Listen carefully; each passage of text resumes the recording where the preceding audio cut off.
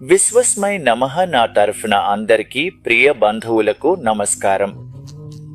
శ్రీ పృథివ్య ప్రతిజావాయు వాకాశాయ నమః. శ్రీ పృథివీ అప్రతిజావాయు వాకాశాయ నమః అనే మంత్రం చెబుతోంది. ఈ పంచమి రోజున పిల్లలకు తీపి తినుబండారాలు తినిపించాలి. మీ ఇంట్లో చిన్న పిల్లలు లేకపోతే మీ కుటుంబ సభ్యుల్లో ఎవరికైనా లేదా పొరుగింటి చిన్న పిల్లవాడికి వస్త్రాలు లేదా వెండి వస్తువులను దానం చేయాలి. ఇలా చేస్తే మీ ఇంట్లో సుఖం, శాంతి మరియు సంపద ఎప్పుడూ నిలిచి ఉంటాయి.